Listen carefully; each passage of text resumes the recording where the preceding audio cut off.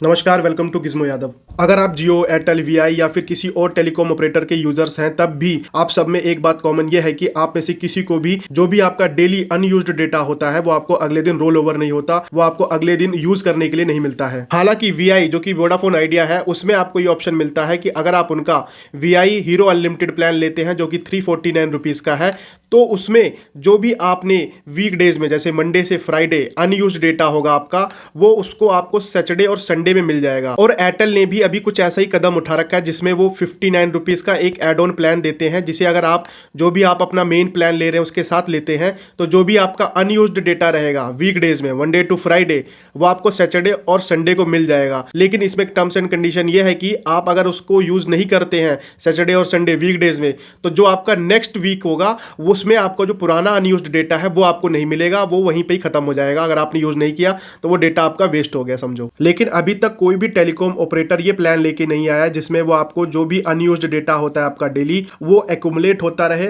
और आप उसको जब चाहें अगले दिन उसको यूज कर सकें। ये अभी तक आपको सिर्फ टर्म्स एंड कंडीशन में देते हैं कि आप इसको वीकडेज में यूज कर सकते हैं। अगर वीकडेज में यूज नहीं किया तो आपका नेक्स्ट वीक में वो जो पुराना अनयूज्ड डेटा है वो आप उसको यूज नहीं कर पाएंगे। तो आप भी यही सोचते होंगे कि जो भी आपका अनयूज्ड डेटा होता है वो जाता कहाँ है, कंपनी उस डेटा का करती क्या है।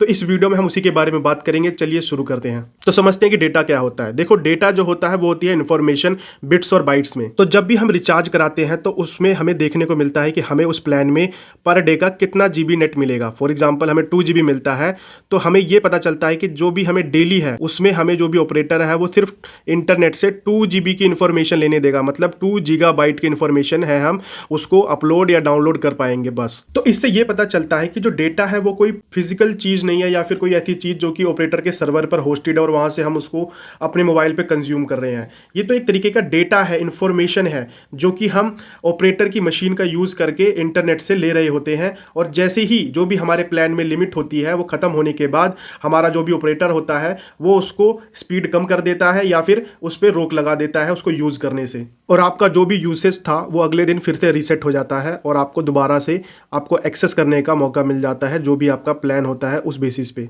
इसको ऐसे समझो कि एक रोड है जिस पर अलग अलग लोगों को अलग अलग मौके मिले, किसी को 10 मौके, किसी को 15, किसी को 20 मौके उस रोड पर चलने के। तो अगर आप 10 में से सिर्फ 8 ही बार चलते हैं तो इससे सिर्फ ये फर्क पड़ेगा कि जो रोड है वो थोड़ी कंजेस्ट कम होगी, उस पर भीड़ थोड़ी कम लगेगी और थोड़ा लोड जो है उस रोड पर कम रहेगा। बस ऐसा ही है, जब हम अपना डेटा वगैरह यूज नहीं करते या फिर हमारा डेटा है अनयूज्ड रह जाता है तो उस जो भी टेलीकॉम ऑपरेटर की मशीन्स होती हैं उन पर लोड थोड़ा कम पड़ता है, भीड़ थोड़ी कम आती है, बस से ज़्यादा और कुछ नहीं। और यही एक वजह है कि जिसकी वजह से जो हमारी टेलीकॉम कंपनीज है वो हमें हमारा जो अनयूज्ड डेटा होता है वो डेली बेसिस पर नेक्स्ट डे पर ऐड ऑन नहीं करती हमारे प्लान में, क्योंकि उससे जो है उनके मशीन्स पर लोड कंसिस्टेंट बना रहता है और काफ़ी ज़्यादा कॉस्ट आती है। हालांकि कंपनीज को जो भी अनयूज्ड डेटा रह जाता है उसके लिए लोगों को रिवॉर्ड्स तो देना ही चाहिए। लाइक कि अगर किसी का प्लान की वैलिडिटी खत्म हो गई है तो उसको कुछ जीबी का नेट बिल्कुल फ्री ऑफ कॉस्ट मिल जाए, सिर्फ डायलिंग सम नंबर यूएसएसडी कोड, या फिर कोई ऐसा ऑप्शन हो जिसका यूज़ करके हम अपना जो भी अनयूज्ड डेटा है वो किसी सेम टेलीकॉम कंपनी जो यूज़ कर रहा है व्यक्ति,